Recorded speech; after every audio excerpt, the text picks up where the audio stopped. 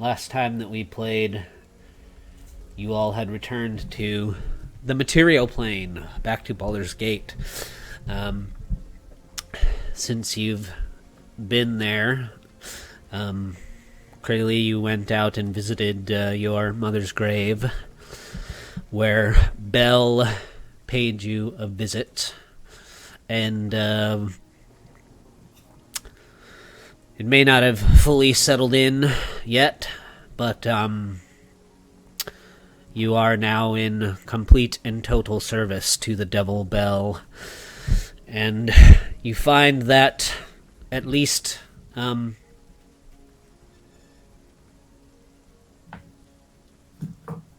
far as any personality changes go, the only thing you really know is that you feel a compulsion to obey Bell's orders, a compulsion so strong that you are simply unable to disobey him. And now currently you feel an itch boiling up inside you to return to Avernus and continue seeking out the iron or adamantine rods that Bell had originally contracted you all to retrieve for him, or attempt to retrieve. Sylvie, you've spent some time speaking with Thirstwell Van Thamper. He's sort of informed you a little bit about the current circumstances of Baldur's Gate, which you've all sort of witnessed a little bit on your own. You spoke to him a bit about Dolos, and from what you can gather, Thirstwell Van Thamper is sort of a new man. He has taken up the mantle of doing what he can to save the city of Baldur's Gate before it befalls the same fate as El Terrell. Just a few moments before you were about to get your hands on your sister's imprisoned soul, you were knocked unconscious by a dragon outside of the Obsidian Fortress that it's been held since you've been to Avernus. How do you feel about that? So she doesn't blame Crayley because I feel like she would do the same thing, but she's very, very upset about the whole ordeal. I had asked you guys to send me anything you might have wanted to do with a little bit of downtime.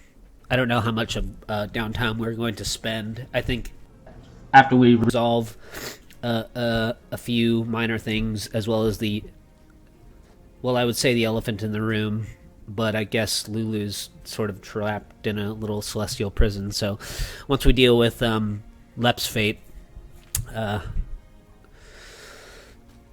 you guys will probably return back together again, and you'll have to talk about what you actually want to do next. But Sylvie, you said you might be seeking out some way to figure out if or how you can even retrieve your sister's soul. So why don't you make an insight check for me?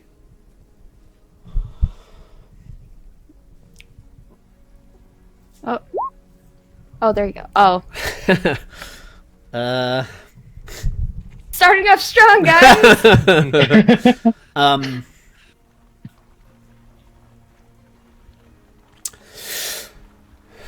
You did gain some information when you guys reached the tower. You did find that it was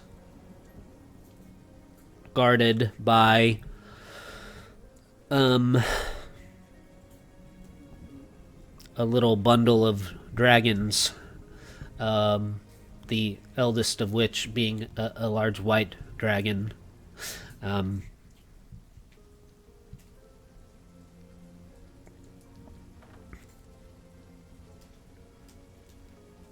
You do know that the tower itself is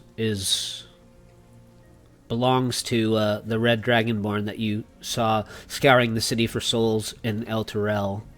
I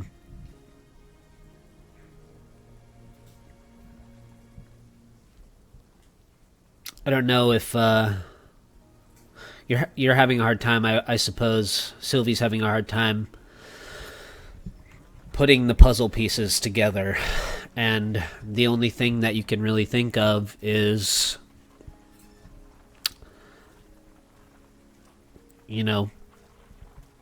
finding a way to confront the Lord of the Tower. You did said you were going to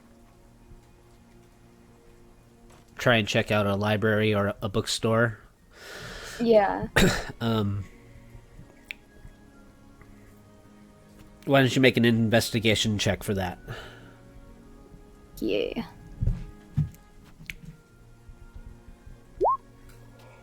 Okay, there you go. That's better.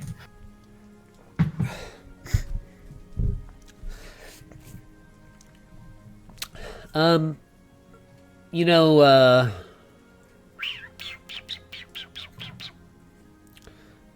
Captain Lightheart has his own small library in the barracks. Many of the books in his personal collection all sort of revolve around the Nine Hells. And however, there are other tomes relating to, the Faerunian pantheon. One of these books in his personal collection, you notice it is a red leather-bound book, and the spine doesn't really have indication of what the book is about, but when you sort of pull it out of the shelf, upon the cover, there's sort of embossed in the leather a 5-headed dragon on the front. And you crack it open, and this is a book about the dragon goddess Tiamat, the evil dragon goddess Tiamat. And just the 5-headed dragon on the front of the cover reminds you, instantaneously of the dragons you fought outside of the tower. So you can kind of put together with that, finding that book, that perhaps this red dragonborn that you guys encountered in El Terrell, who inhabits the Obsidian Tower in Avernus, is somehow related to Tiamat in some way.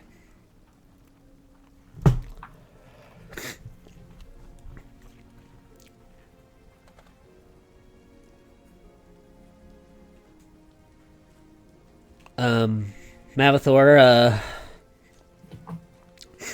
you had gone to the temple to find a bit of peace and quiet to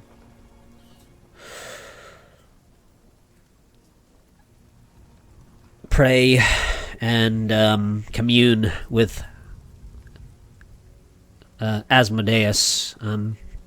You found a statue in the upper city in the temple district, and you found another tiefling woman there praying in the temple. And after spending some time alone there in the general presence of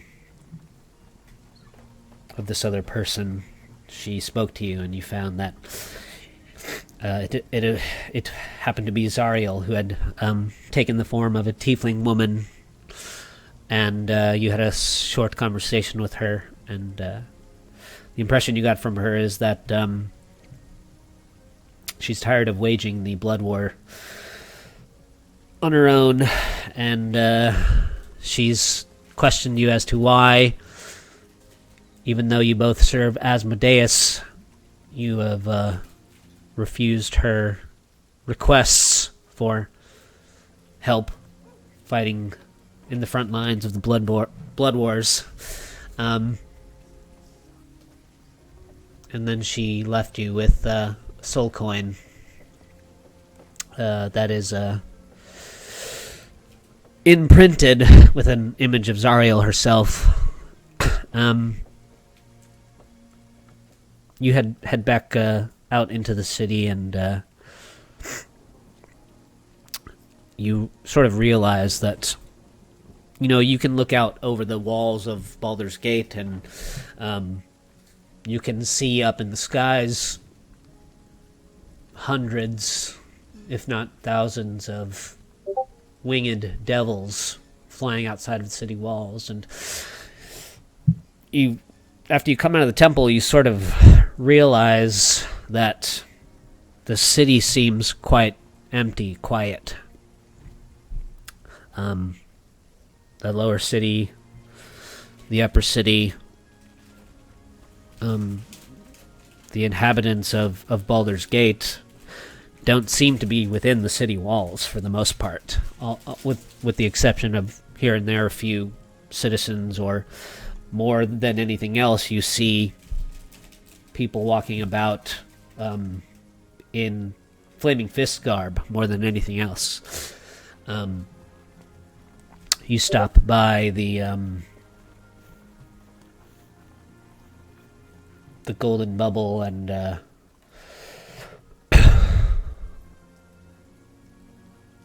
Cormilla, the owner, doesn't seem to be in attendance, but there are a few employees still sort of skulking about. You would have been able to get a bath there if you had wanted to, but mostly you're just looking for some rest to regain your strength. Anything else that you want to cover? No, that covers it. All right. Anything else anyone else want to cover?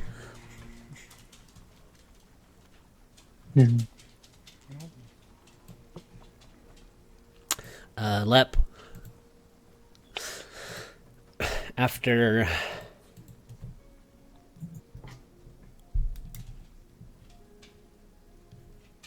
spending some time in a room in the barracks, speaking into your staff that you carry, a gift from your mother, she paid you a little visit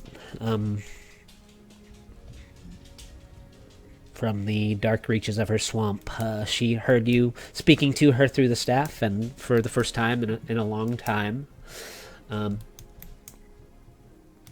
since you were a young Eladrin boy, you had contact with Baba Yaga, and she unlocked the fuzzy parts of your childhood. All these memories of your life came flooding back to you, including the memories of you growing up with who the rest of the party now knows as Smiler the Defiler. And after this encounter, you took to the skies as a white crow to go find Smiler in the city. You found him perched in a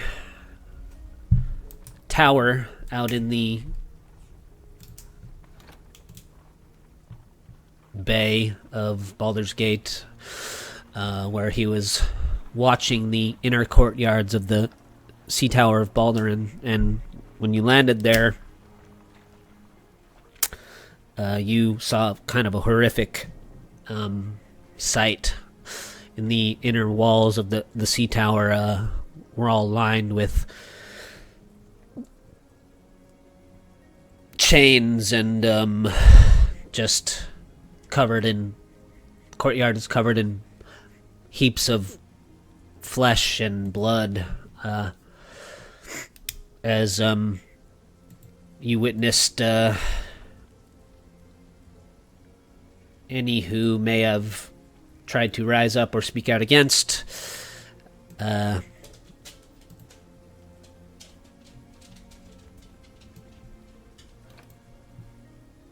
Sorry, I'm trying to get you guys down there. Liara Porter, who the Raven Guard left the city to when he traveled to Avernus with you all. Turns out that Liara Porter is under Zariel's command, and she has taken over Baldur's Gate. You've all sort of found out that she's currently in the process of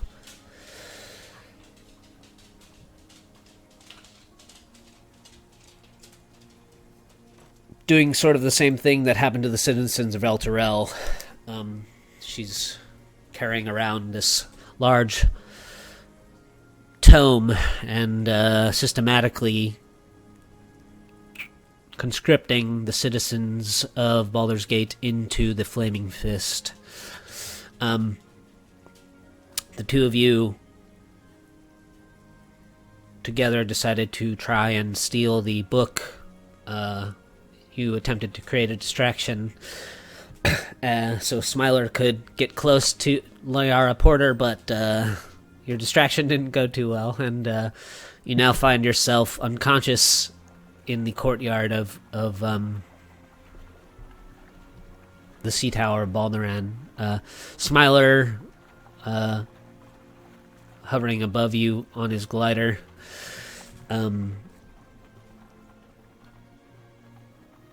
Oops. The chains of in the courtyard are sort of all rattling around. A few of the chains have sort of snaked their way out, and you've got a chain wrapped around your neck and torso, and one's kind of wrapped now, snaked around your leg and your arm. The reporter, even though you're unconscious, she's looking up at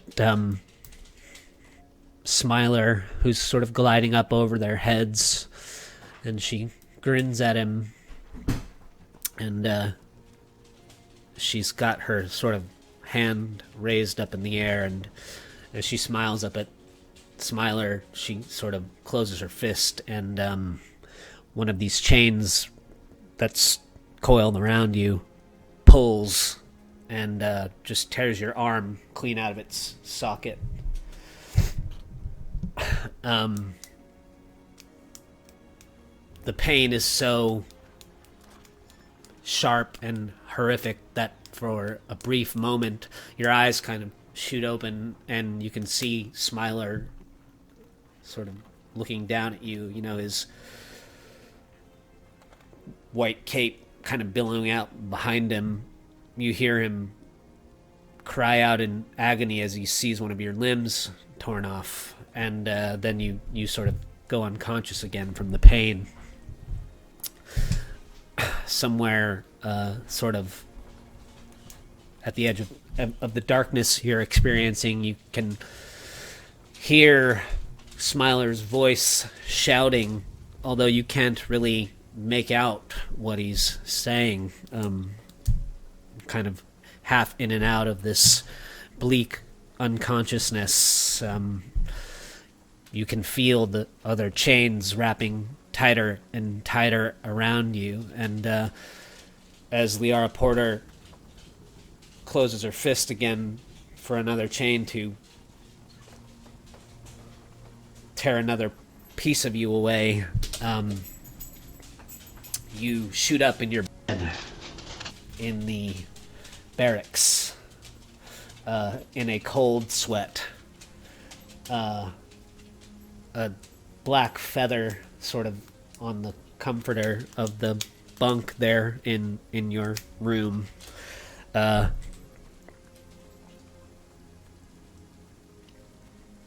It seems as though when you made your way up into the room in the barracks,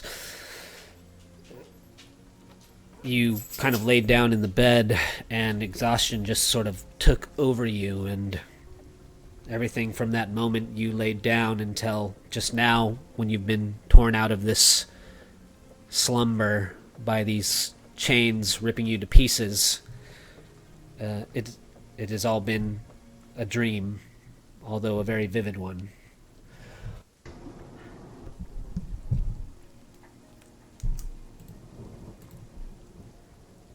Wow.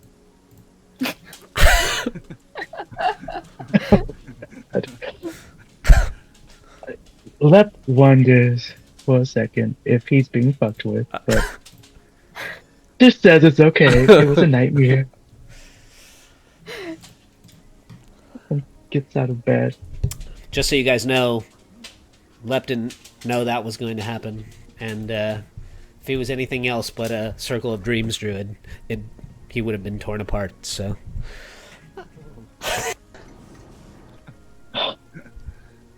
I came into this session thinking I had to make a third character.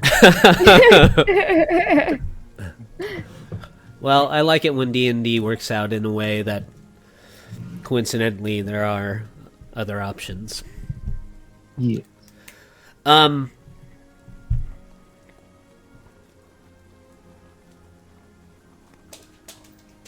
You do somehow, though, feel as though you gain some insight, some knowledge in your dream.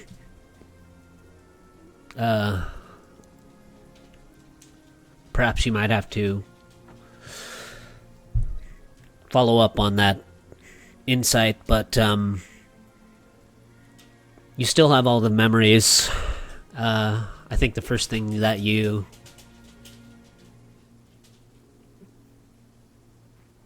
think of is that the visit from your mother must have been real, and maybe you calling out for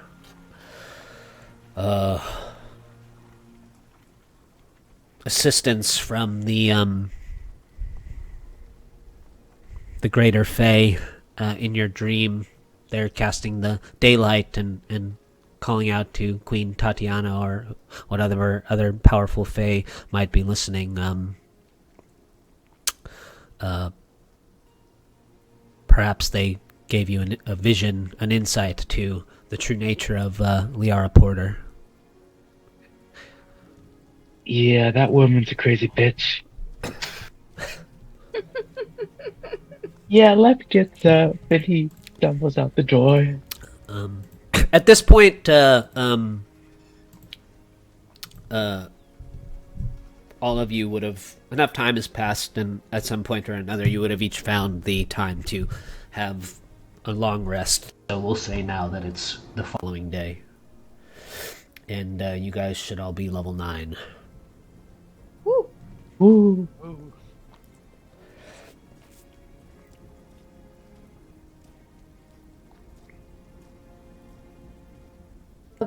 Sylvie's gonna run up to Krayley and be like, I've got good news, I think. Let's hear it. So I think the guy who has my sister's soul somehow related to Tiamat. You know, dragon, 5 heads. Oh. Okay. So I think maybe if we do a little more recon, some research, maybe we'll be able to go back down there and get her soul. I certainly hope we can, but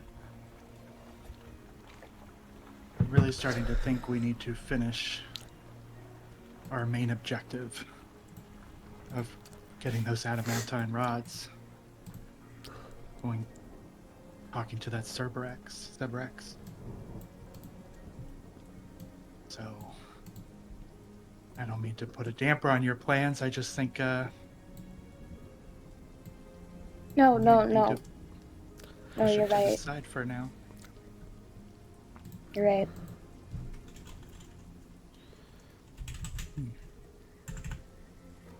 The following morning, when you all have found your way back to the barracks, and it's the next day, you can see Thirstwell has been busy already. It seems as though perhaps he's taken up a bit of also the mantle of Captain Lightheart, in that he has gotten up and started to prepare an elaborate feast for you all for breakfast. As you all start to sort of make your way from your bunks or whatever back to the barracks from wherever you came from.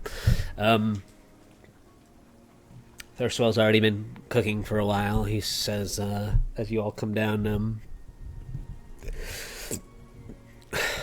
the least I can do while you all remain here is make sure that I fill your bellies.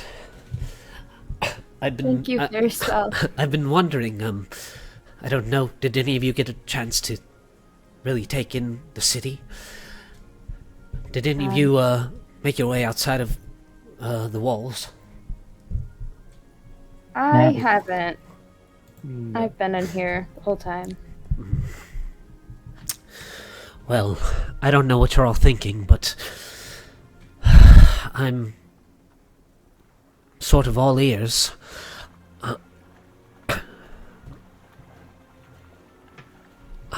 Of course, I'm quite glad to see that most of you have made your way back safe and sound. But I dare say that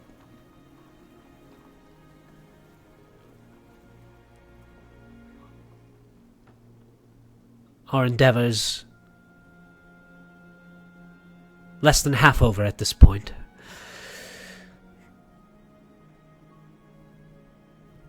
Yeah. What do you all plan to do next? Are you going to remain in the city and confront Liara Porter, or do you plan to head back to Avernus? Well, despite how we got here, I think now that we've all had a rest, I say our plan is to head back to Avernus and pick up where we left off. Wait, but what about Thirstwell? Hmm? What about Thirstwell? Will you be okay up here by yourself?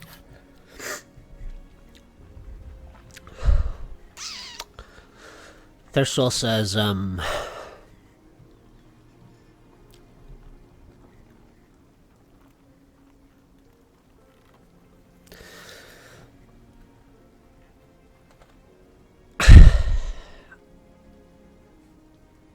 not so worried about myself. For a long time, my family made things quite difficult for many people in this city. And although I was never really much a part of that, I owed the citizens of Baldur's Gate a lot.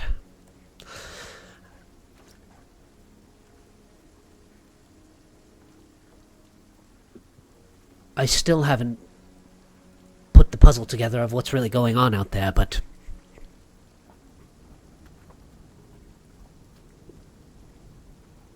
I can't abandon the people now.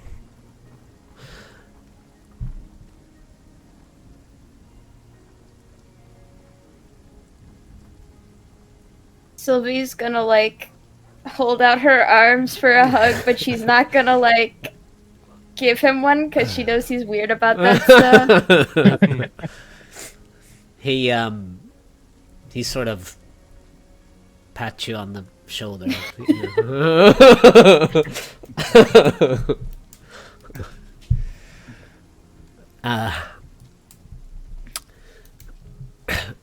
If you haven't noticed yourselves, the streets are quite empty. Most of the people that Liara Porter has recruited into the Fist are now camped outside of the walls. As I had said, every so often, the devils do press in their attacks, but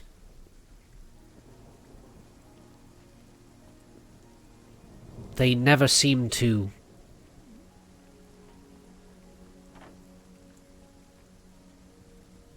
fight too hard. It's almost as if they're trying to make it look like... I don't know, it's quite strange. There have been 0 human losses to any devil attack.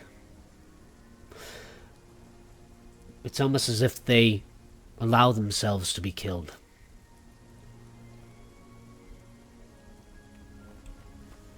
Well, it's like a play, a drama.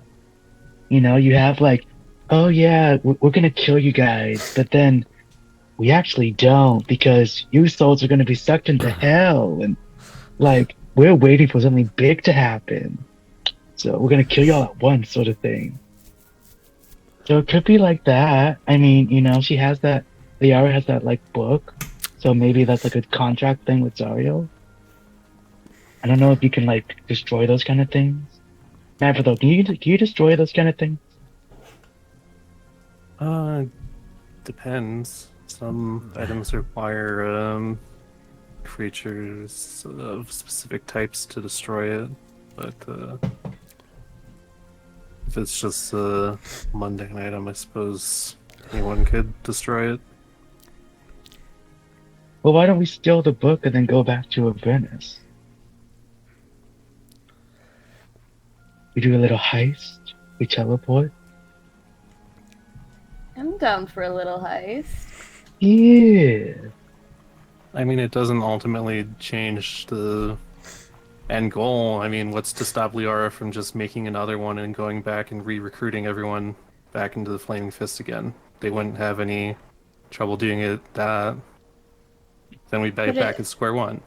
Then what if we kill Liara? Buy us some time.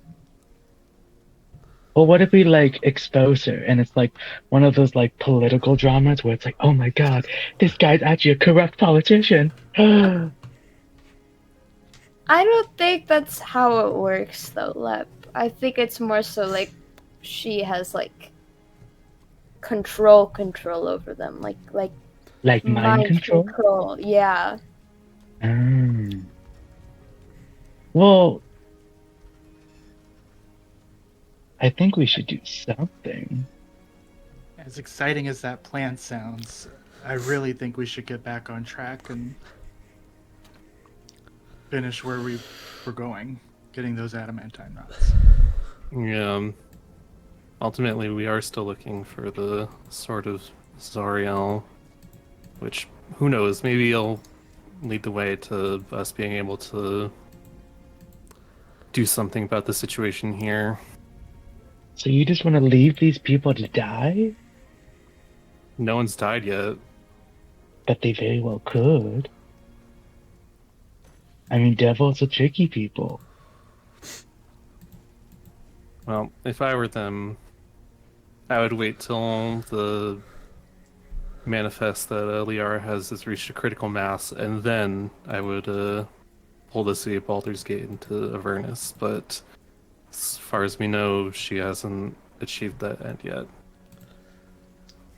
But if the streets are, like, pretty much empty, then she must be really close. I mean, I don't know. This place seems like it could be a nice city. Why leave all of its denizens to, die? When you have the possibility to save them. I'm not saying we don't go to Avernus, I'm just saying we delay it. What is this saying? For the good of the people is the... I don't know. Thirstwell, what do you think we should do?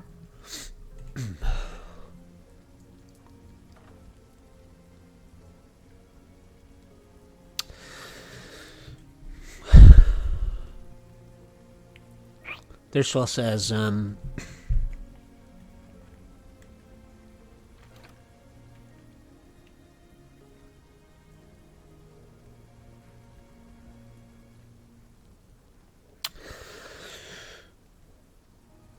it's hard to say. I think that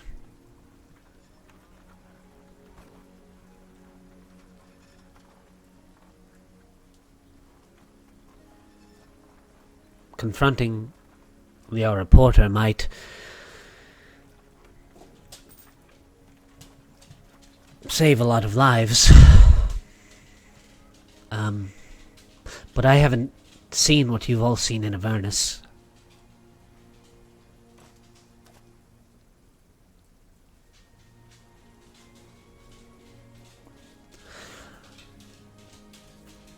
The blood wars, they'll end one way or another.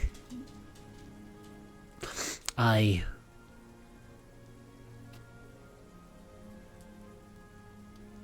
would prefer that they didn't end in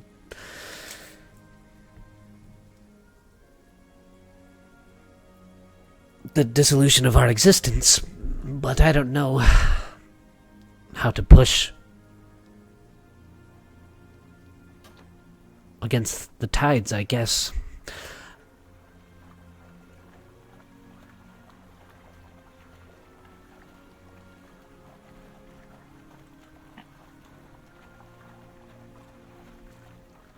You had, the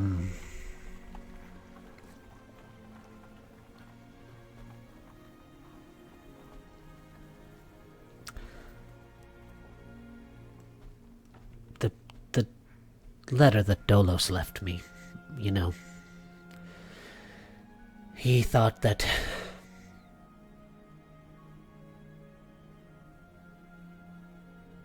he was doing the right thing by any means necessary. And a part of me wants to say that maybe there's something to say about that. But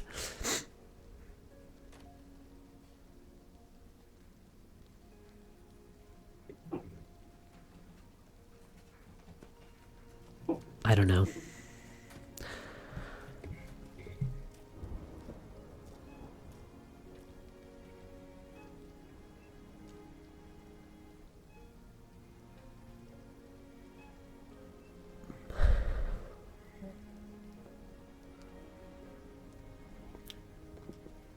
I just feel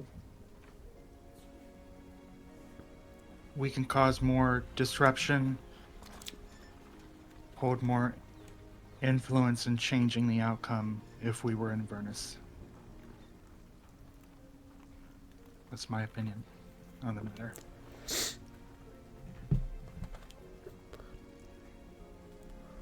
Couldn't we just, like, sneak in, stab her from behind and leave? And That could work.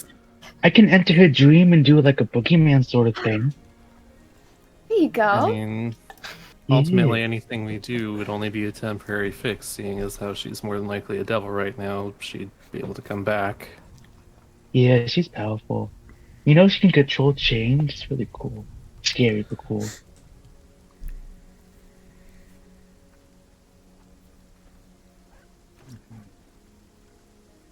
Okay, let's go to Avernus, but let's be quick about it. I don't think that's possible. Make it as quick as possible then. But I don't know. It doesn't feel right. We're just gonna leave these people? I mean, clearly, weren't you the one who was all about, yeah, we gotta save the people of Baldur's Gate. Yeah, we gotta save everyone. We gotta do all this good stuff. Wouldn't you want to try and save these people? Help them? Lep, I do want to save these people. I Then don't let's want to save watch them. them die. But I just think this side mission will distract us further from what we're actually trying to accomplish. I don't think it's going to have a long-term effect in what we're trying to achieve here. I think we need to go back down to Avernus, continue our mission, and then decide from there. what are we trying to achieve?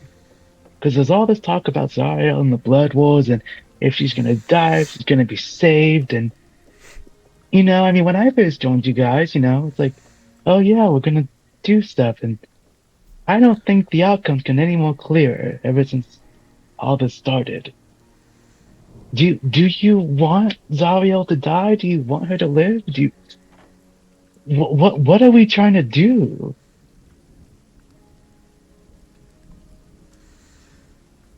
I think we're trying to bring an end to what essentially happened to El Terrell, and I know on the surface it seems like the easiest solution to that might be to go and just try to destroy that book you mentioned, but I just think we currently have a devil who is, for a trade, our help towards him. He was willing to help us, so I just don't think we should squander that opportunity. We were kind of forced to help him. If we didn't, he would have killed Lulu. And Sylvie, do you not remember this? I'm not saying we don't go back. But we should at least try to fix what's going on here. I mean, if you don't try, how will you ever know? That's a really nice saying. I'm gonna write that down. You hear Smiler peeps up for a second. He says, I know we're not in Avernus anymore, but I promised I would help you all as long as we were traveling together, and you all promised me you would help me kill a few Avernian warlords.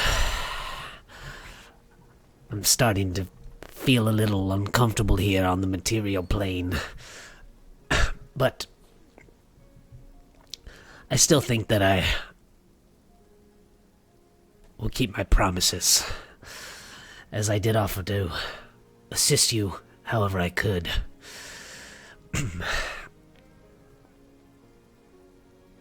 Contracts between mortals and devils can be destroyed. And if they are, then the contracts are broken. How are they destroyed? By this really cute, wonderful cat? This white cat named Misty? She is so cute, by the way. Oh my god, I found her and she was like adorable. Is she like in your arms right now? Yeah, Lep is holding her, cradling her. You can see my cat here. Aw. Aw. I'll put her in a Misty cosplay one of these days. Yeah. Yeah.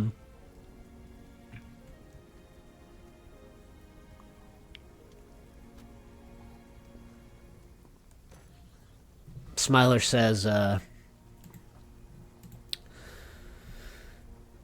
wait, hold on. I just had the thing up about how contracts can be destroyed. This is information Smiler would have. Shit.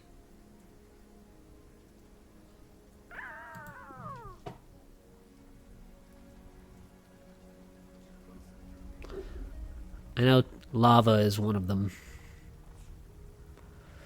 Lava?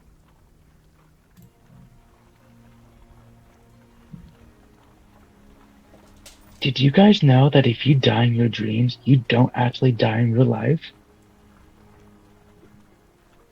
That's What? crazy, right? No. Oh, okay. There we go. The hardest part about destroying a contract you've made with a devil is convincing the devil to hand it over to you.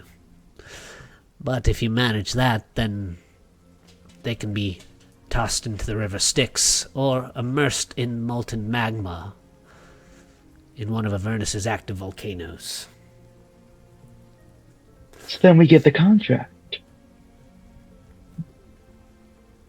That's just another thing out of our way, though. Well, maybe the contract is the book.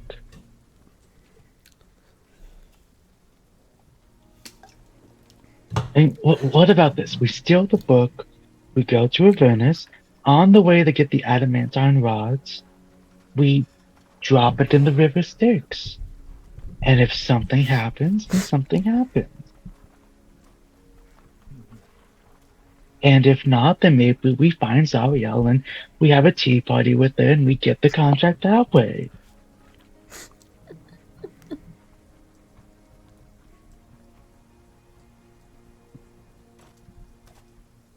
Well, if we do destroy those contracts, that's a one-way ticket to us being on Zariel's bad side. Aren't we already on Zariel's bad side? Not as bad as we would be if we did that. If she finds out Well- she finds out you've got a contract with Belle, you'll definitely be on her bad side. Well, what if we make contract with Zariel? And we'd Well, what- be in conflict, and they would have to dispute it. And that is a long, lengthy process, which I don't think we have time for. I don't know. I feel like Zariel's kind of better than Belle. I mean, she was once an angel, right? Those are good. So, Belle just seems really mean. Yeah, but we're gonna end up starting another war. There's already a war. Well, yeah, but then there's gonna be 2 wars. There wouldn't be 2 wars. There'd be 1 war with...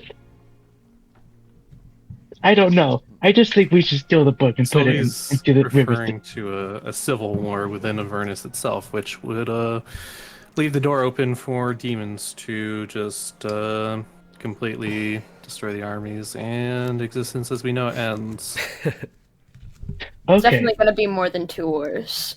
so we steal the book. We go to Avernus. We drop it in the river Styx, and we go find those adamantine rods. And then we help Belle. Like, hey, we destroyed this contract with Zariel. We help you even more. Isn't that like a good thing? Isn't that what devils do? It's all about like favors and such. Will Zariel know if we destroy the contract, though? Ooh, If I this mean- contract is the book. if it is the book, yeah. I mean, if Liara knows that we took it, she'll undoubtedly be able to report it back to Zariel. So she has to not know who took it then. That seems difficult. I think it's possible. I think me and Sylvie can do it. We can do it, right, Sylvie? And he holds up his hand for a high five.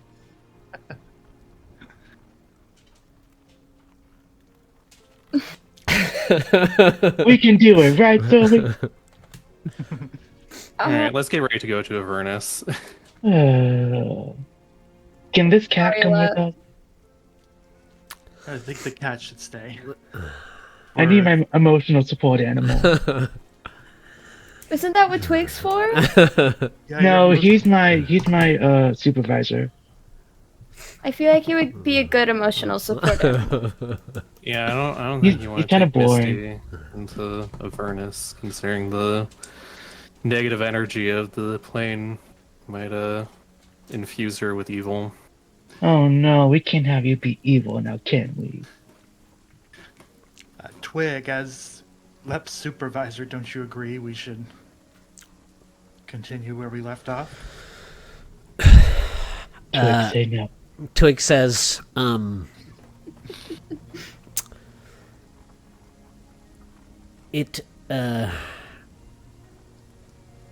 this unexpected detour has been quite inconvenient.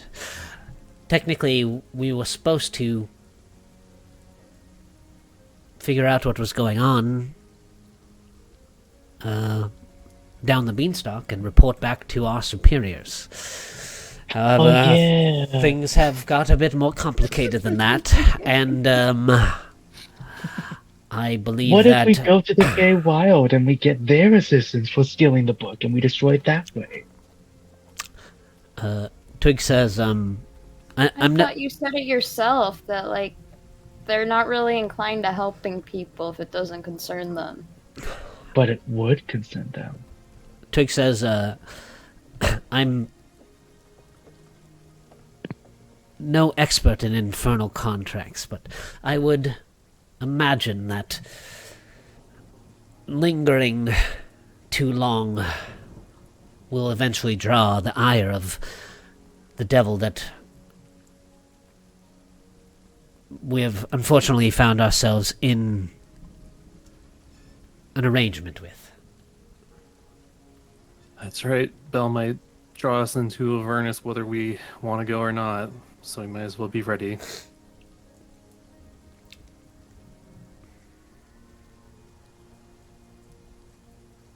I agree. Okay. But then we come back here, and we cuddle with Misty and we steal the book. Deal? And he holds out his hand.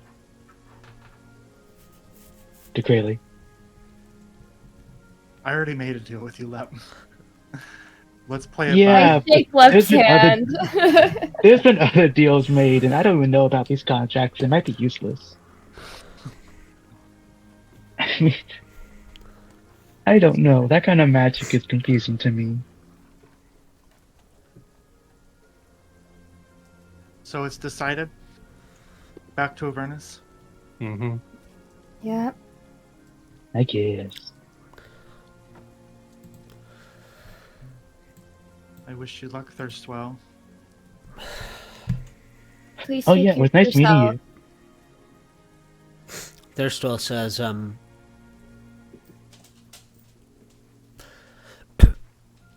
I know that you'll have no real choice in the matter, but if we make it through this, or even if we don't, to me, you are all great and brave heroes. And it has been an honor to know you all. I'm just a face servant, but thank you, my man.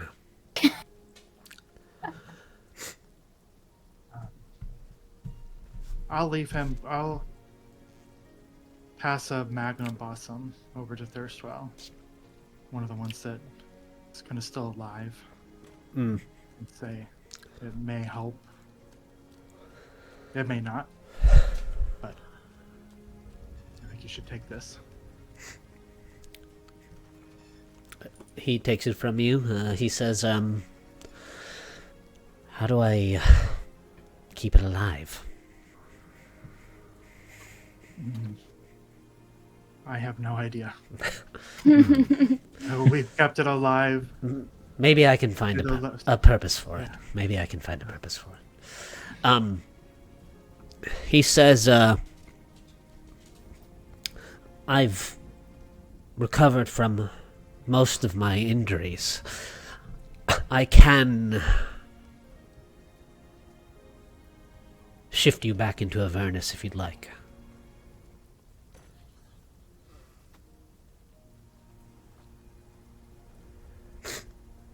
I can't promise I'll get you near where you need to be, but I can try.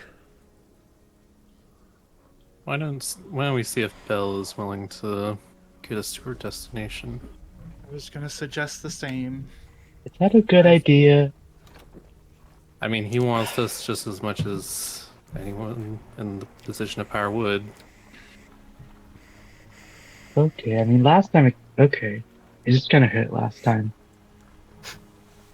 My hair got kind of singed.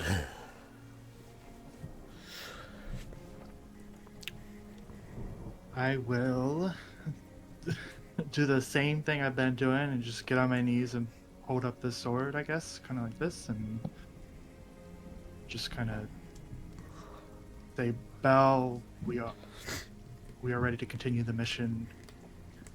I request your assistance to set us back on our track. Let's see if he responds. The flame tongue lights up,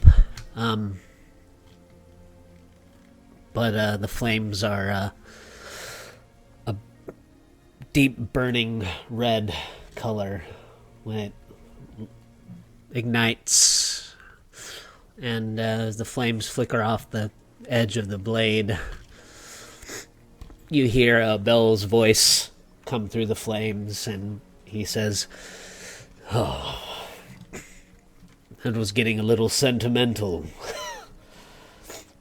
I'm glad to hear that you're ready to return to your task.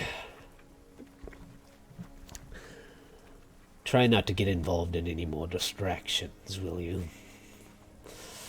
And in a pillar of smoke and flame, you all guys get sort of pulled into this whirling vortex of fire, and you find yourselves on the banks of the river Styx.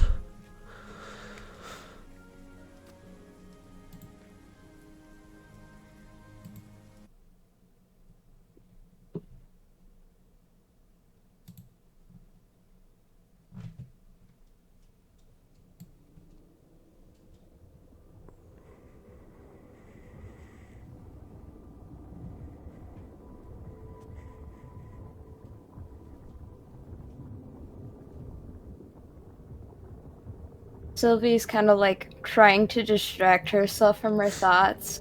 So she goes up to that bitch. She's like, "Hey, remember my friend that I was trying to connect with through that seance?" The dead one? Yeah. Yeah. I found out something about him, and I thought you'd like to know. Oh, what? Do you like strawberries? Was your favorite like tea, like cheese flavored? Did she like drummers as well? Is he also fair? Is he like from Avernus? Is he the long lost prince of a dwarven Let kingdom? her talk. Hi, I'm curious. Twig said that at the exact same time as Mavathor.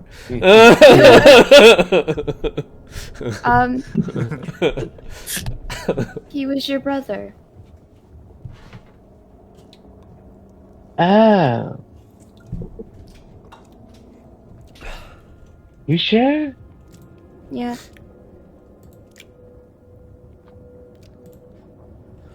That's why you remind me so much of him.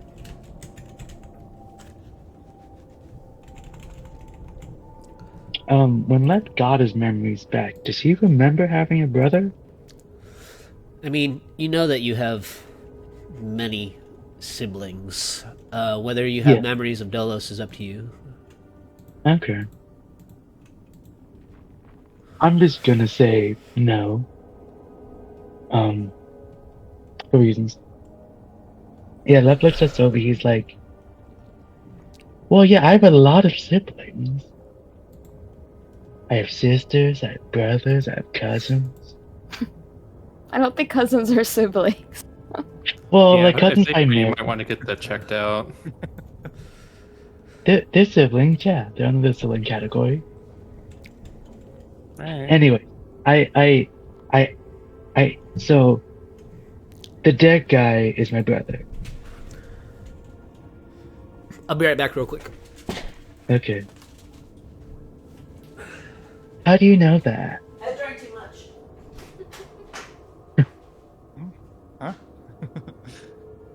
Huh? Well, remember that mystery potion I took? No. Right, because you were on the verge of death. Yeah, Okay. it's nothing kind of scary. I took a mystery potion, and it gave me insight into things that I wanted to know more about. So I was able to ask the universe one question, and the one thing that always kept lingering on my mind is why you reminded me so much of Dolos. And I got my answer.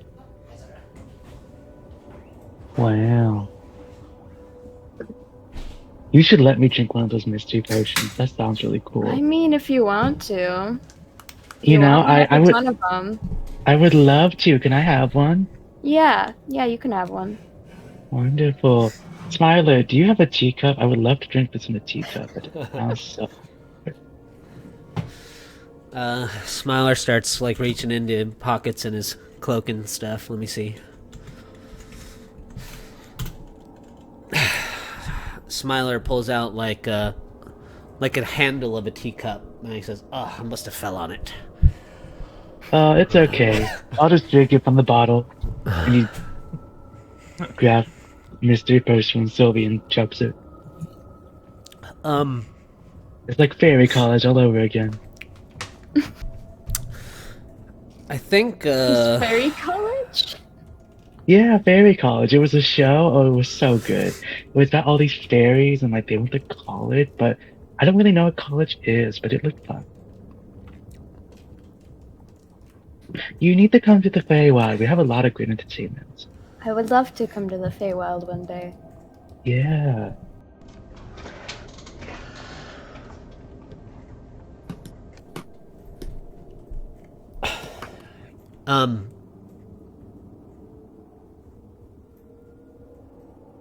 Sylvie and Krayley, the two of you, back in El Terrell, came into contact with some demon ichor back when you were rescuing older Ravengard.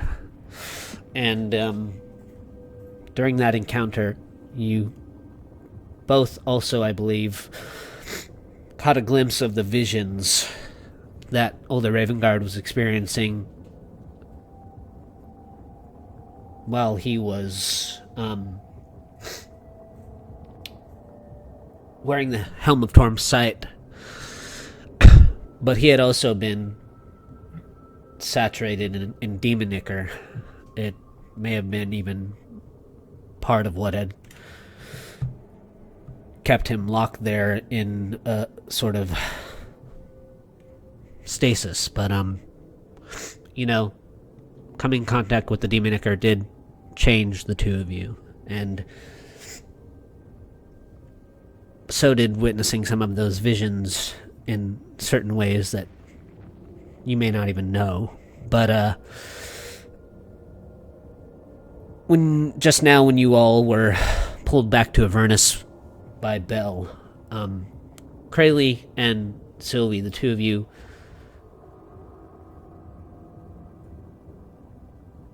briefly caught a glimpse of the realms of chaos where the demons have been coming from.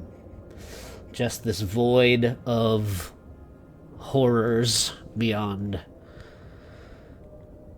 belief or description. And I need you both to roll a D100. Oh. Mm.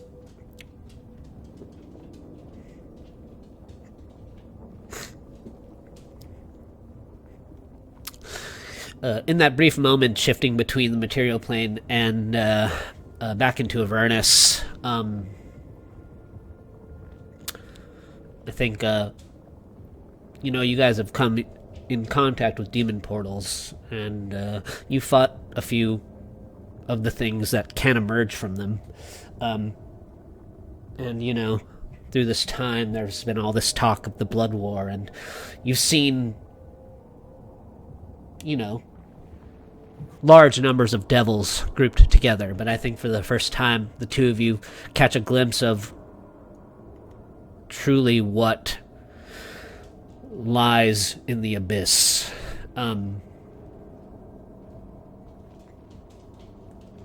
Fortunately, as you gazed into it, nothing gazed back at you, and you guys both arrived back in Avernus without being noticed by a demon.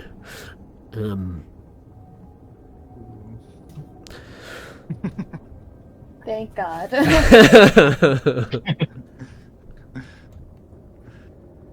uh,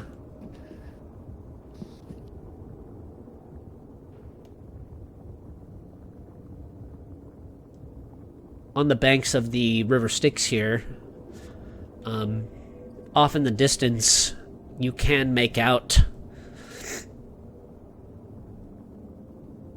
some kind of structure, a tall scaffolding, and it seems like there's some sort of orb. Make some perception checks, I suppose.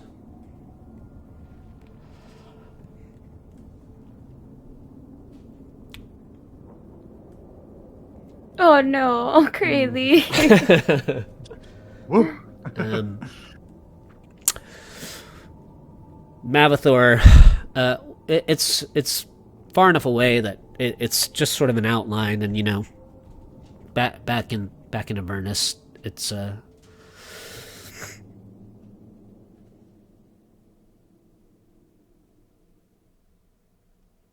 you guys are kind of back out in the plains of Avernus, and there's dust blowing up over the cracked landscape, and it's kind of hard to see through, but so you can kind of only just make out the outline of it. But Mavathor, you can kind of see through it as clouds of dust are blowing past you guys, and you think the dark shape, you can see it's actually a quivering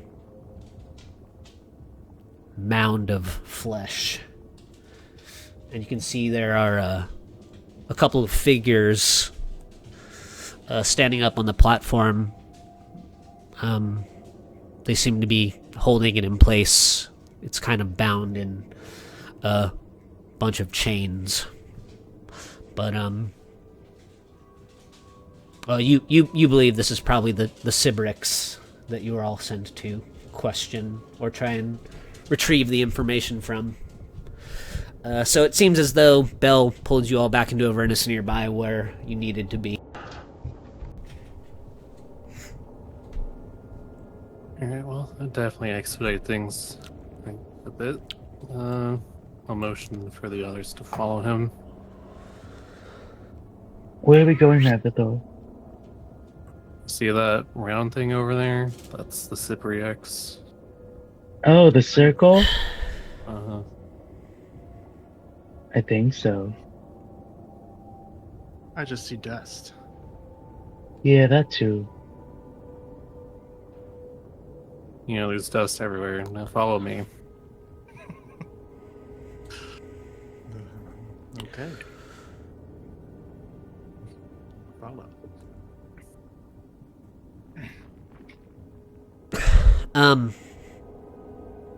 As you guys approach, you get close enough that you can sort of take in the whole scene, actually.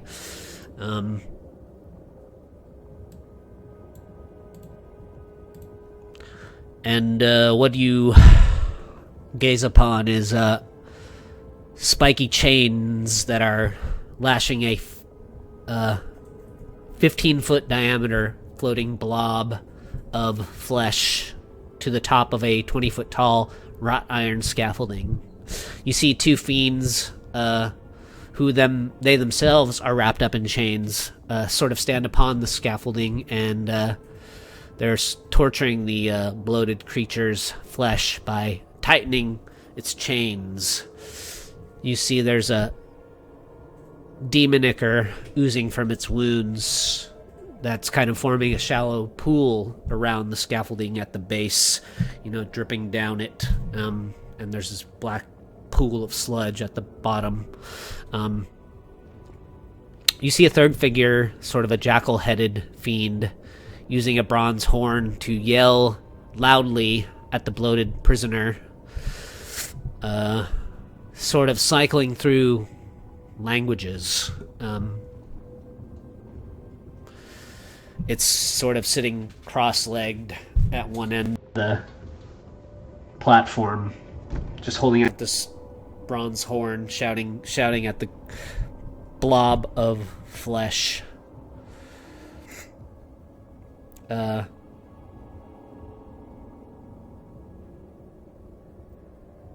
Mavathor, in your mind, as you guys approach, you hear,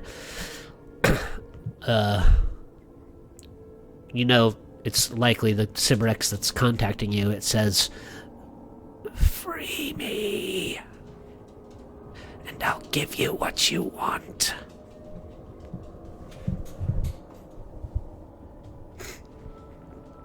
I'll just And shake his head. the jackal-headed figure on top of the platform, like, they kind of spot you guys approaching, and she turns and she shouts through her horn. She says, "Hey, you guys, get out of here! We're busy. We don't need any assistance. Turn We were back." told to come here. Yeah, boys, and Bill told us to come here. Do you plan on going against the wishes of Bell? Well, I can tell you, I certainly don't plan on letting anyone succeed over me. I don't care what Bella Why? said. I'm going to get this information. And then I will be rewarded. How long have you been at this? That's not important. well, what if you were just rewarded? You didn't have to do any of the work. You could just leave.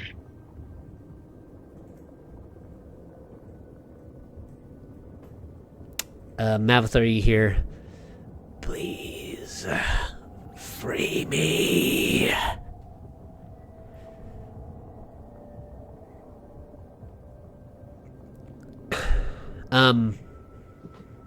The Arcanoloth, the jackal-headed figure says, "Look, I don't care who sent you here, even if it was Bell.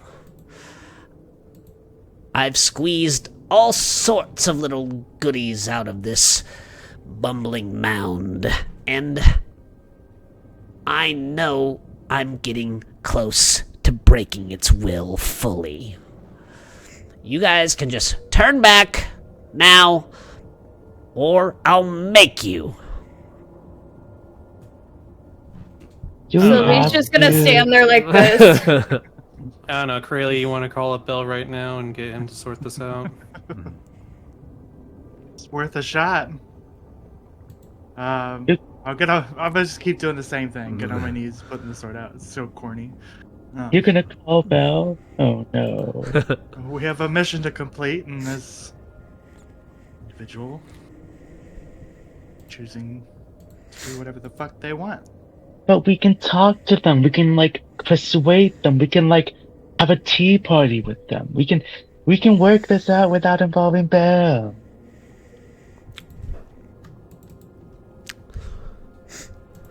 You see the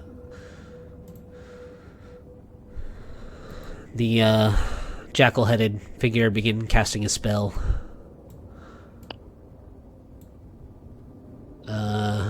If nobody's going to react, I would like you all to make a dexterity saving throw. Since y'all are within 30 feet of me, you get +5 to your save. Oh my goodness. Thank you. Oh man. Yeah. Well, I guess we're on that one. Oh, Two nat ones. All right.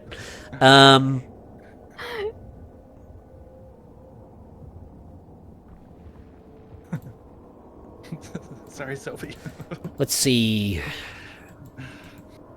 There is Sorry, a Mavathor. streak of lightning that flicks out of the two fingers of the creature who points at you all, and an arc of energy flashes through all of you. Anyone who rolled below a 17 takes 50 points of lightning damage. awesome. And if you saved Yeah, If you saved, you take half, which is 25. Not too bad. All right. Avatar is going to use his Grift with a Chromatic to half that. Okay. And then you can all roll some initiative if you'd like. Sylvie looks up at him, like blood's just coming out of her mouth. You're gonna regret that. Oh my goodness.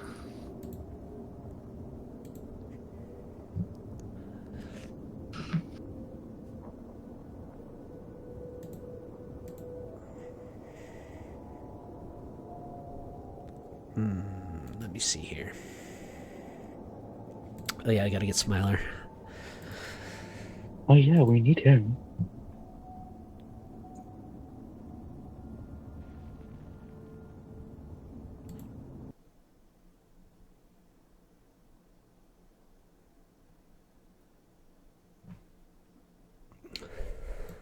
Shit, I wonder if I cleared the turn order from before. Oh, okay, cool.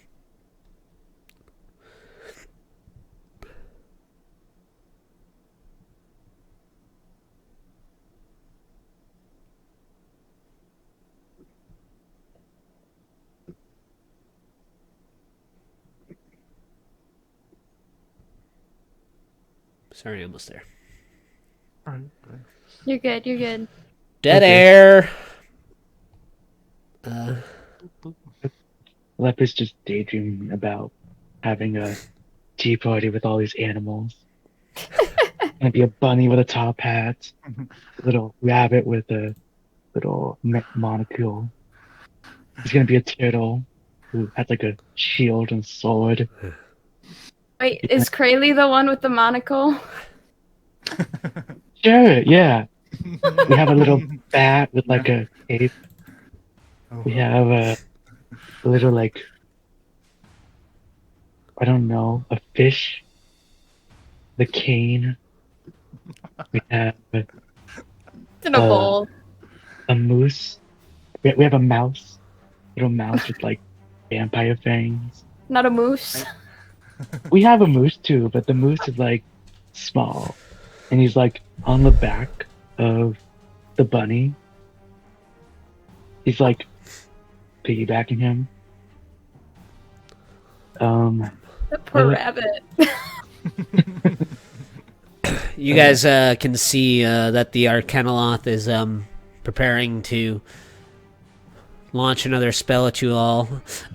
You guys see the Sybarex is lashed, bound to the platform by 6 chains, and the other 2 chain devils that have been torturing it, they sort of turn their attention away from the mound of flesh and start swinging their chains in your direction.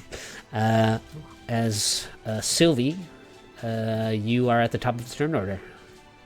Okay, Sylvie's not happy about getting struck down by lightning, and she's gonna try out her new fancy spell on Mr. Foxface. What's the saving throw? DC 16. 16. Okay. Antagonize. I don't even know if I've ever seen that cast. 16 wisdom. They She roll goes, double 22s. God damn it. Okay. And then, bonus action, she's going to... Wait, where is she? There she is. Okay, she's gonna dash. Does it take half damage or anything? You can still roll the damage. I think it takes half damage. Oh, yeah, you're right, you're right. 4. Alrighty. What is that? This is probably a bad idea. What does that magic look like for Sylvie? Oh, it's just her magic is like pure chaos now. It's just pure purple chaos that comes out of her hands. She's like not in a great mindset right now. All right, as you head towards the scaffolding, it's the platform is raised, so it's 20 feet in the air. Okay. Lep. Okay. Um. So so the platform is 20 feet in the air. So from where Lep is that 90 feet or is that more like 100, like 110? It's diagonal. I'm just trying to do the math. I mean, you're basically as far away as whatever your ruler says. You know, Okay, we're not doing math. wonderful. Yeah, Great. we're not great, doing that kind of math. great. Okay, wonderful. Nobody likes math. Yeah, nobody does. Okay.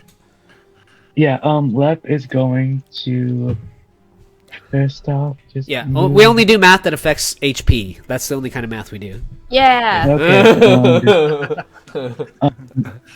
Lep is gonna move 40 feet. And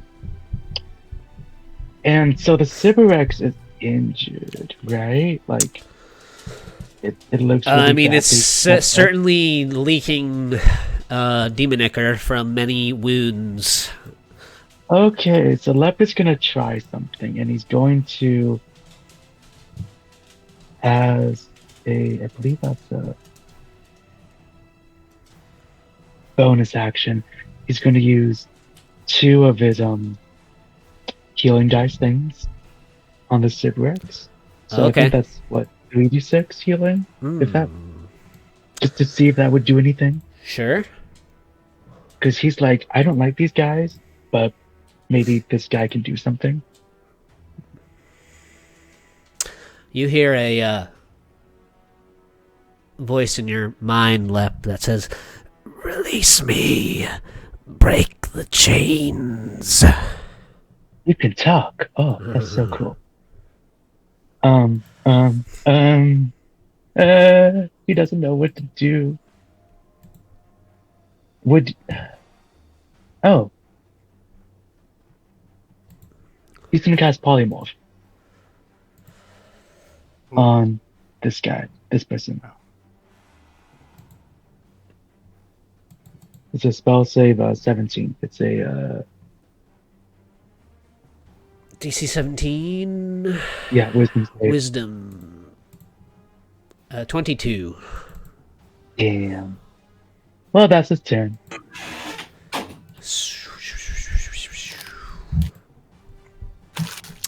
Smiler. 15, 20, 25, 30. Will dash. Mavathor. Mavathor will look to Crayley and ask what weapon he plans to use. My trusty bow this time. No rope. Thank goodness. He'll reach over to Crayley's bow and use his Gift of the Chromatic Dragon to infuse it with a d4 of, let's say, lightning damage. And that was his bonus action. As his action, he'll cast Holy Weapon on Rayleigh's bow, so that's an additional 2d8 radiant damage. Oh my gosh. Okay. And then as part of that casting, he'll use his Voice of Authority to allow Crayley to make an attack against the Arcanoloth. Nice. Oh my gosh. Okay. Is it 2d8 radiant? Mm-hmm. Okay. Putting that modifier in real quick. You said make an attack on the... Arcanoloth, yeah. Okay. Yeah, cool. Okay. So... I will do my attacks. Now with that, just want to clarify, so I can still do my 2 attacks since it's an attack action, I assume? I think it's only a singular attack. A single? Okay. Perfect. Thank you. I will take that off. Okay, here we go. Oof. 17 does hit. Perfect. So is that the right amount of damage? Yes, it does lump the lightning and radiant together in case that matters. But I can... No, it's cool. You feel compelled as Mavathor pours all kinds of energy into your weapon. Almost sort of instinctively, you instantaneously draw an arrow, and as it releases, it just sort of ignites with radiant and crackling electrical energy. It strikes into the shoulder of the Arcanoloth, who glares down at Mavathor, and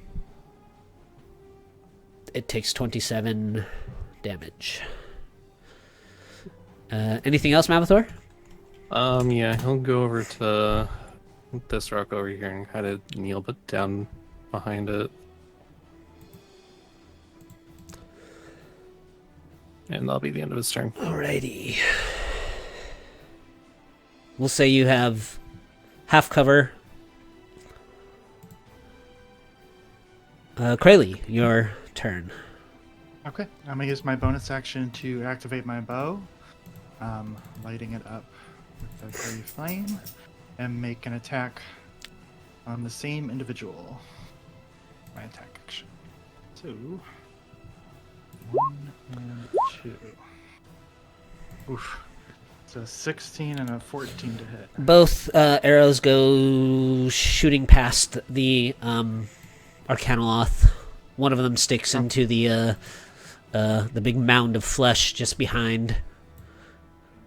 Okay, in that case, for one of the arrows that misses, I'm going to re-roll the attack roll to try to hit one of these chain-wielding guys.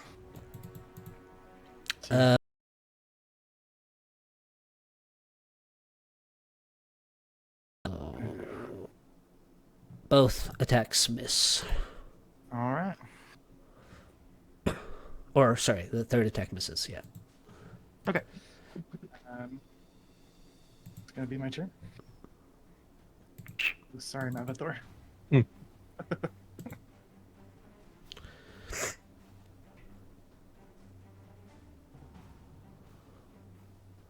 Mavathor, can you make a Constitution save for me? Sure. DC 17. Whoa. Whoa. You take... are you resistant to necrotic damage? No. The Arcanoloth points 2 fingers down at the rock you're huddled behind, and a beam of necrotic energy shoots out of it, sort of this dark green ray with tendrils of little black. It sort of pours into you. You feel this searing pain rack through your body, and you take half of that necrotic. 25, 26, 27, 28 necrotic damage. As it casts a finger of death on you. Oh my goodness. Suberex. Slap this fuck silly. You hear a voice in your mind, Krayley. Release me. Break the chains. One of these devils slides down the chains here off the scaffolding. 5, 10, 15, 20. And starts making their way towards... Oops, I guess that's the wrong guy. 5, 10. Slide.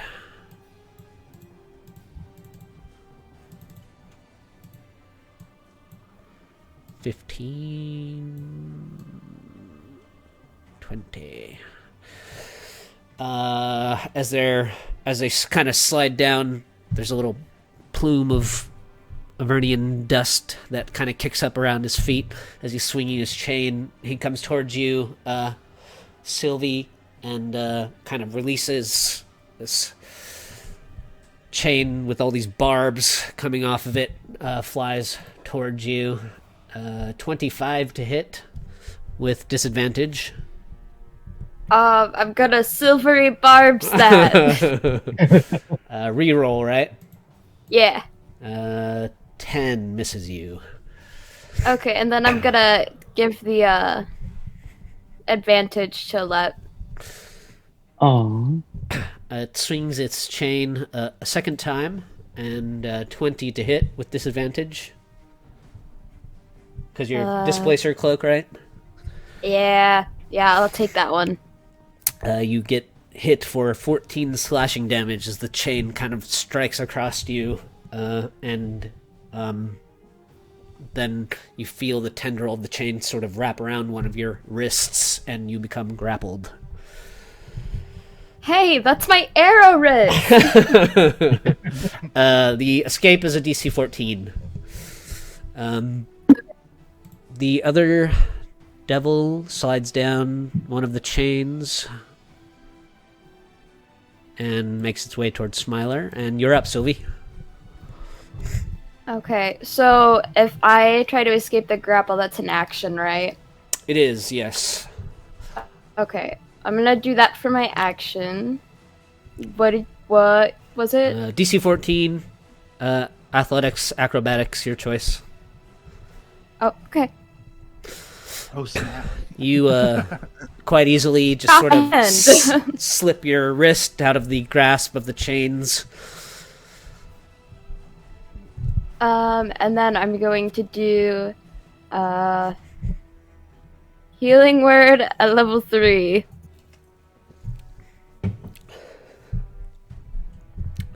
I already have the extra dice in there. Oh, nice. 17 total. What do you heal yourself for? Okay. Whew. Yeah. We're gonna back up a little bit. We're level 9 now. Things can cast Finger of Death and Chain Lightning, you know?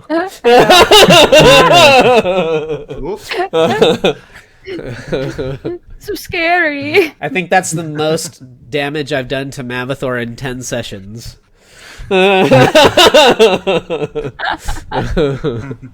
Like 10 sessions combined, almost, probably. Let's see. Anything else, Sylvie? No, that's my turn. All right. Lep. okay. Lep is going to move. God, how far is it? Well, let me ask this. So the cage, is the creature taking up like its entire space, or is there still room in it? It's not in a cage necessarily.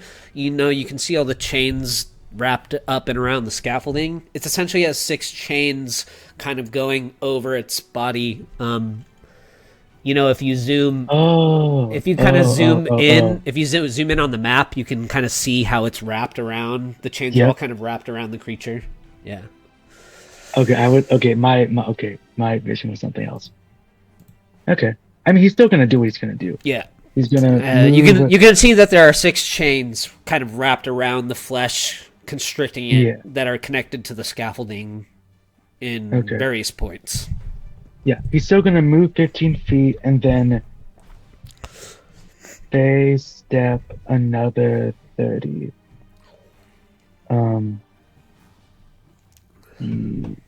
Yes? Yeah. So he'll end up like right there. And then that's his bonus action. And as his action, he is going to cast. Actually, no, he's not. He's going to drink that mystery potion that Sylvie gave him. Ah. And see if it does anything interesting. She's never had one. I think ChatGPT knows before I even type it in now. Roll a d20 for me. Oh, right. 8 is on my side. Oops. 6, that's... No, sorry. Oops is me, not you. Oh, okay. I was like, don't tell me my character dies for real. Yeah. Well, I mean, I'll know that humanity's over once all of the magic potion options are all evil, you know? Yeah. The same. 6. You drink this mystery potion, and you can feel like this. For a brief moment, it feels almost like you're back in the Feywild for a second. You feel like all of the elements kind of flow through you, and you have resistance to fire, cold, acid, and lightning damage. Oh, Oh. cool. For 10 rounds, we'll call it.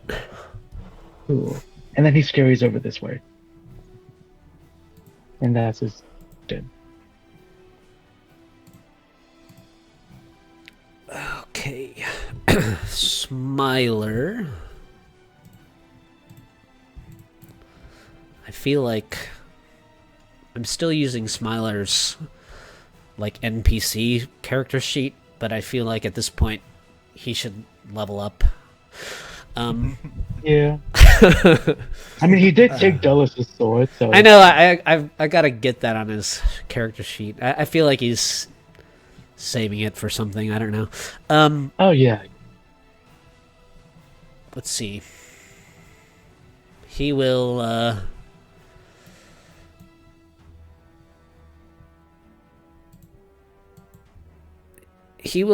run towards one of these chain devils, and he'll kind of draw his sword and look like he's about to strike at him, but at the last second he jumps in the air and kind of like springs off of the chain devil's knee. Let's see if he rolls a good dex check. And he kind of jumps, and he aims for the platform as he kind of propels himself off of the chain devil, and he falls a little short, and he kind of like hits his stomach on the boards sticking out and kind of knocks the wind out of himself, and he manages to like grab onto the one of the chains up on the platform. Mabithor. Alright, well, he's been healthier, so yeah, he's going to cast Cure Wounds on himself at 3rd level. Alright. Yep. Yourself. And then should be an additional 3d10. So he heals for 27.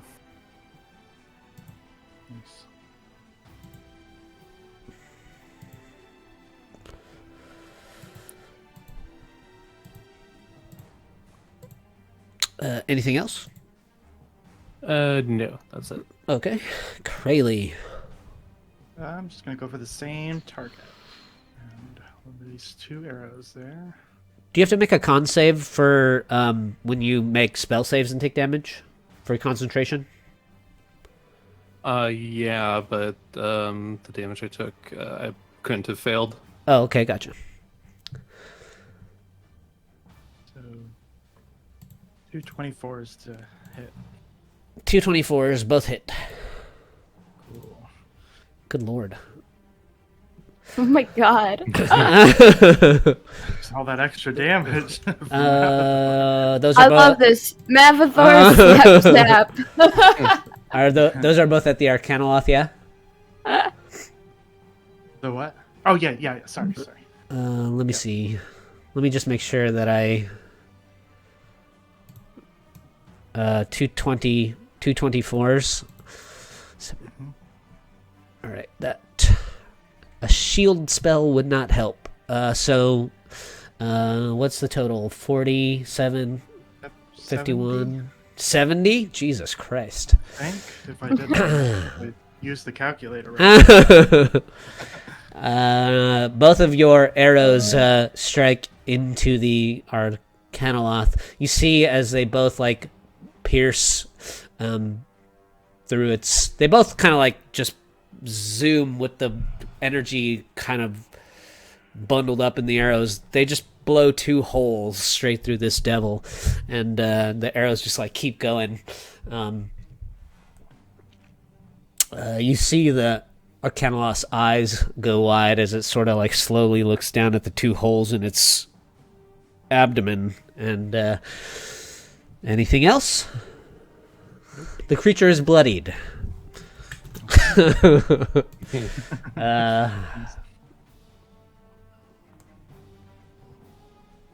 Oh, it's its turn. 1, 2. All right. I need you, Krayley, you, Sylvie, and you, Mavathor, to all make dexterity saving throws as the Arcanoloth hurls a level 5 fireball right about here. I'll use my lucky footwork to add a D4. I don't know if that's gonna help though. Whoa, so 6.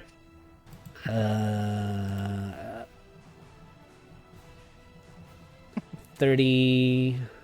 You have fire resistance, right? Though. Yeah, 32. So you take 16, Krayley. You all take 16 fire damage. That is halved. Okay. Already halved. Yeah. 32 was the total. So you all take 16. And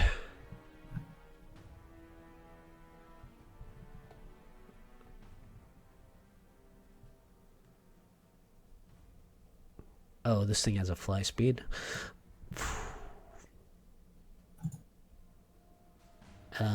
It kind of zooms around to the far side of the Sybarix. And Mavathor, you hear again, "Free me. I can help you."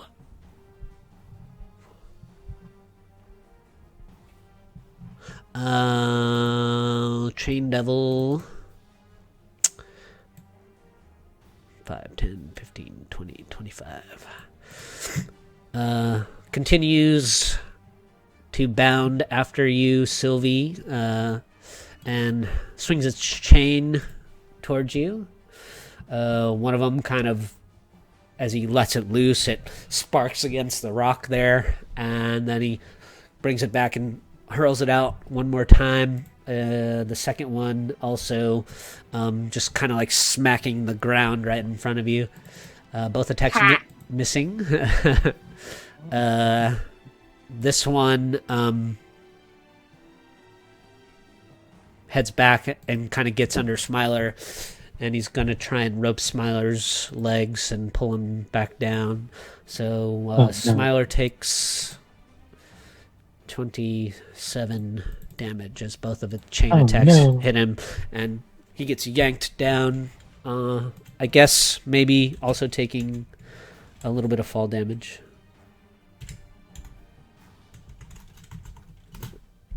6 fall damage as well.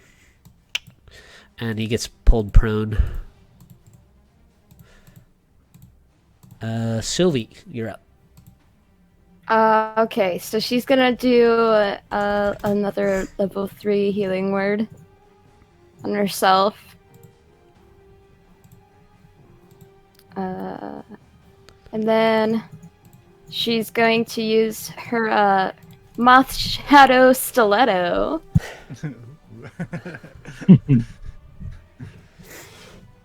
Oh wait, I didn't roll. Hold on. There you go. Oh, nice. Ouchie. Take that. 10. Let's see.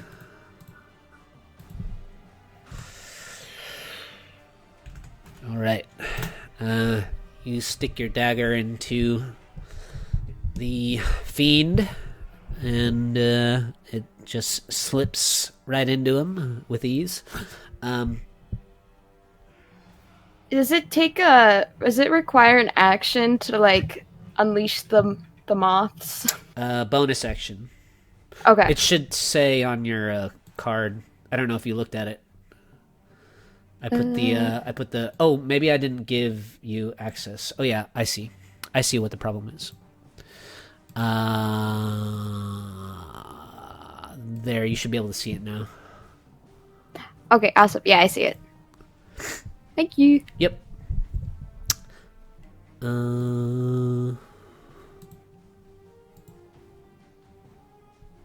Lep. Lep is going to very tentatively walk over here. I think go in front of this person. And he's gonna look at them and say, do you want help? Like you look really messed up. Like, if you stop trying to fight us, we'll stop trying to fight you. There's other ways than violence. You can make a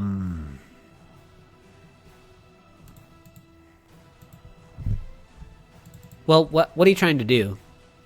Like get them to quit? Well, it depends if you actually let me do something. Yeah. What are you trying to convince them of? To stop fighting us.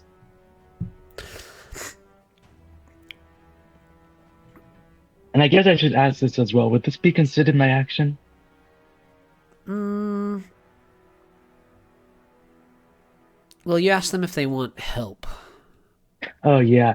He's like, I can heal you. I can help you if you help us by not trying to kill us. Let me see. I already got my arm ripped out of its socket once earlier today. I don't want to feel any more pain. You can make a persuasion check. Okay. +1 to this. Oh. Sounds about right. The creature says, you're the one that's going to need help when my minions tear you to pieces. Oh, I really wish you didn't say that. Was that considered my action? No, you can still, Oh, great. He's gonna cast Blight. He's gonna I really wish you didn't say that, and he's gonna just tap the spear or the staff on the next to it. Sorry, there we go. You hear Twig on your shoulder there, Lep, say, yes, Lep, sometimes it's best to just take action. And then you can describe how your blight kills this creature if you like. It's like this black necrotic energy from the top of the staff travels down onto travels through the wood, travels through the little bit of space between them, and wraps around their legs and their bodies. And it's like this inky vines that just enclose them in darkness. As they are enclosed in the vines and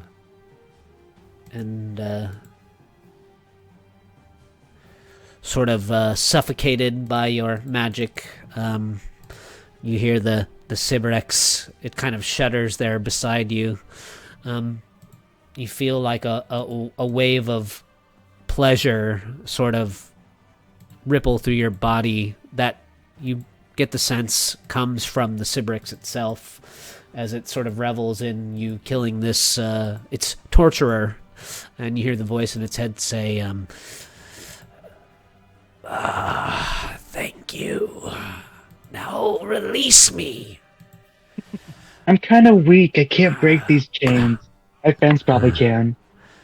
And Smiler attempts to stand up, provoking an opportunity attack from the Chain Devil here. He gets hit for another 11. And then he uses his action to try and get out of the grapple. Which he manages. And he's going to take... Oh no, since the thing already used its reaction, he's going to move away. 1, 2, 3, 4, 5, 6. Mavathor. Alright.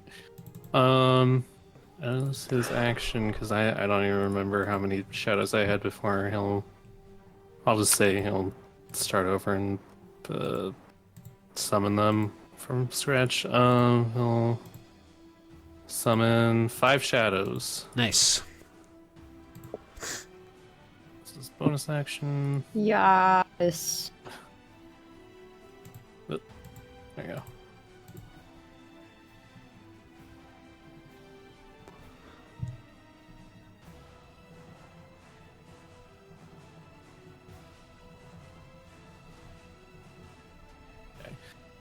And then as this action, he'll move up and attack this Chain Devil with his Nightmare Crook.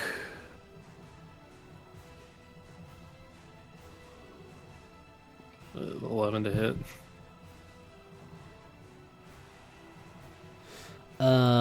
Sorry. 11 is a miss. Alright. The shadows will then go ahead and take their attacks.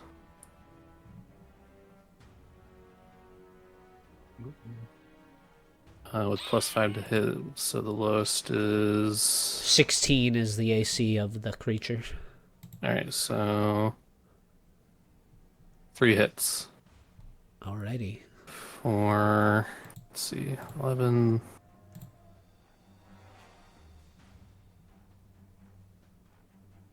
For 34 necrotic damage. Nice. And its strength score is reduced by 11. That's insane.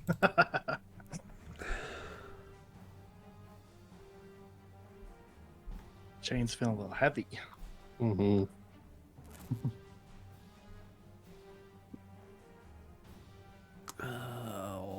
Okay. Oh, that's Smiler's character sheet. Whoops. Don't kill him. Reduced by 11.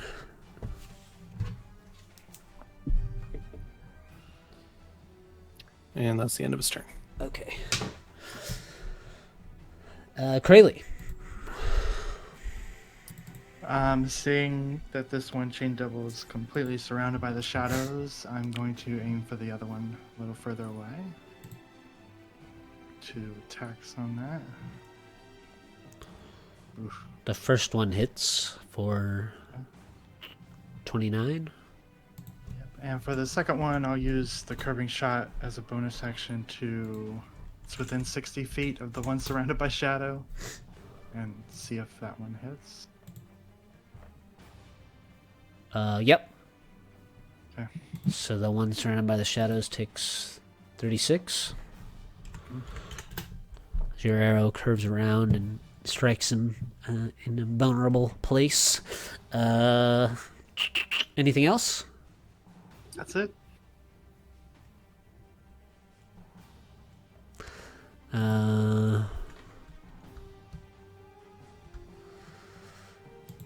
Okay. The Sybarex,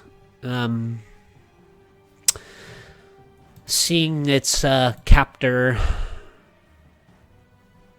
perish, it begins to sort of violently shudder against the chains. You feel the whole platform under your feet kind of rattling as the mound of flesh is trying to pull against its restraints.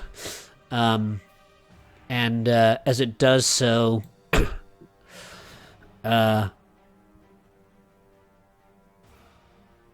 bits of ichor splash out from some of its many wounds.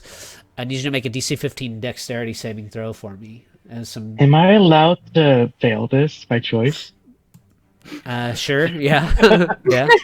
You, Given the other stuff that's happened. you can get covered in demon ichor if you like. He wants Can the I? ick. Are you being serious? Can I actually fail this?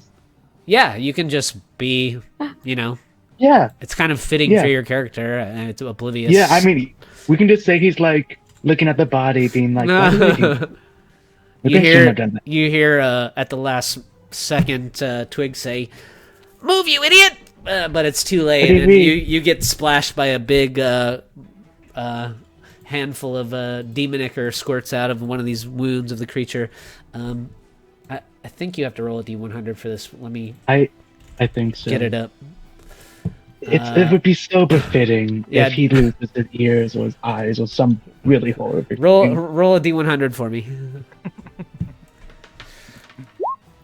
11.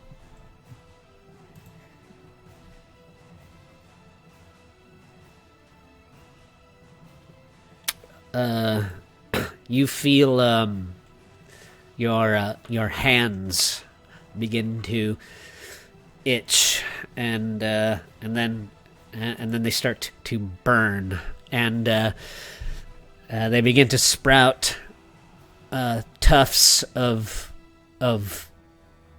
hair on the backs of your hands, and your fingers begin to elongate and grow into little points, and now both of your hands are considered claws, which can be used as daggers. Oh. Well, that's interesting. Yeah.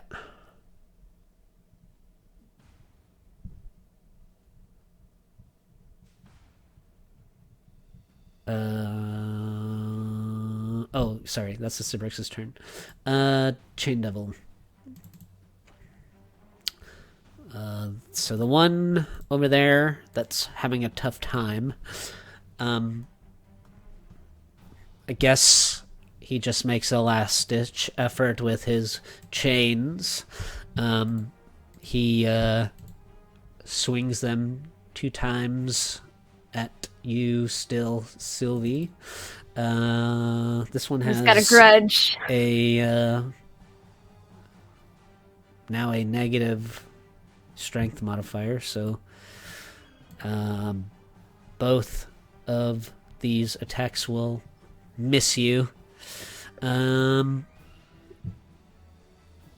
other chain devil continues after Smiler, whipping him a few times, and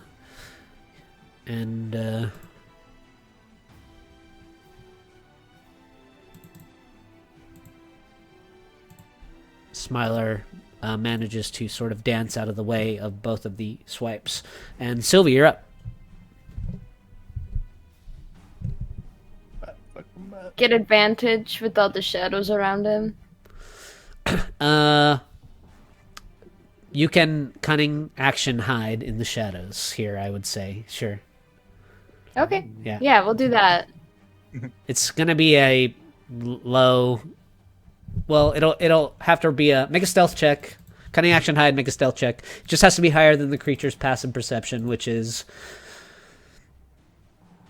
Okay, well I got a plus 12, so hopefully this is Yeah, you have to beat an 8. Oh, okay, good. You hide in the shifting shadows of Mavathor has summoned, disappearing, kind of moving about in the chaos of the creatures, and you feel hidden enough to get an advantage here.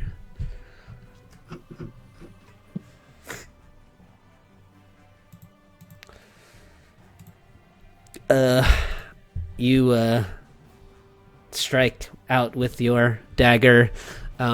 You slice through the devil like his flesh is paper. This massive wound you just open as you slice through him, and he drops amongst the shadows. That's what you get. Don't mess with me. Um, Great teamwork, Mavathor. do you want to Yeah. do you want to move? No, she's gonna stay there for right now. Okay. Lep, go ahead. Okay, Left is gonna look at the Cerberus and say, "Why are my hands claws? That's new." You hear it say, free me and I can change you into anything you like. Can I like? Would you allow me to like make him to like a smaller animal so these chains don't affect you that much? It won't work. You have to break the chains. You're talking to my little skinny ass. I can't do that. I can try. And he's gonna cast oh, what is it called? It's called Guardian of Nature, and he's going to take the form of the primal beast, Nice. and I believe that's a bonus action. So he's gonna move over to one of the chains, or I guess the chain in front of him, just try and break it. Yeah, go for it. Yeah. What is your melee attacks? Uh, I guess you can just swing with your staff or whatever. But your melee Well- weapon attacks deal an extra 1d6 force damage on hit. okay, yeah. So we'll swing with the staff. You make dexterity and wisdom based attacks. That's the other one. That's the other one. Oh, gotcha. Yeah, that's the tree one. Let me see. The Primal chains. beast by 10, dark vision, strength based attack rolls with advantage, extra 1d6 plus damage.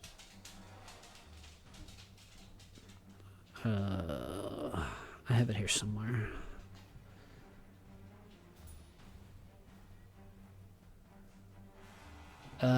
AC 19 is the chains. They're tough, infernal iron. Okay. Well, the staff is technically a strength based attack melee attack. So Yeah, you can roll. You can I- roll. You can roll advantage. I would imagine that's Okay. part of the reason why you transformed here. 13. Yeah. So it does nothing. It. You feel the strength of the tension, the power of the infernal iron chains. Even with the force damage, they are too strong. Left yells out, "Smiler, I need a really strong body for this." And that's his turn. Smiler. He closes the distance with the devil over there, and he makes a couple of short sword attacks. And Mavathor, you're up. Okay. I'll move up. Let's see. Move up here, and then he'll shoot a guiding bolt at this chain devil. Yes. Anyone Yes. to hit? Yeah, 20 was good. No, ignore that psychic damage. I need to. It does 11 radiant damage. All right. And the shadows will dash.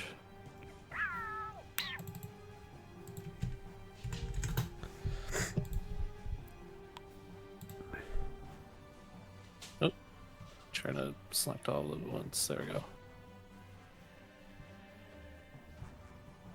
And that'll be then my turn. Krayley. Okay. I'm gonna go ahead and move up here next to Sylvie. And release 2 arrows at that individual that's left. Oh. Ooh. Oh, hey. Your second attack is good for sure. 27 total. An arrow sticks into kind of arcing over the shadows and dropping down into the fiend. What did I say? 27. And that creature is bloodied as well. Haha. Anything else? Nope, You want to that's stay where you are? Okay. Yep. The Sybrix struggles against the chains, continuing to try and free itself since all of its psychic pleas are going unresponded to, and I'm trying. that's very fair. This time you can, as more demon ichor is squirted out of its many fleshy open wounds. Do you want to fail again, or are you going to? That was gonna fail again. All right, roll a d100. We're just gonna see how much. 41. 21. I don't know what that does. All right. You feel now the rest of the skin all over your body begin to tingle and then burn in pain. You know, you've kind of cast a spell on yourself to kind of transform into this nature's spirit. You will find that when your spell ends, you'll return back to your, humanoid form or whatever, but you will retain sort of a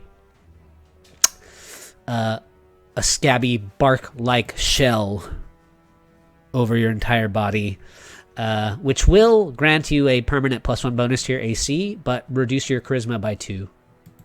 That's okay. He has low charisma. It's not like you're passing charisma saves anyway, Yeah.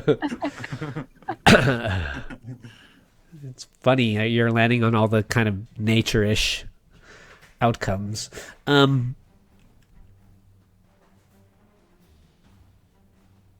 Chain Devil is dead, and the other one...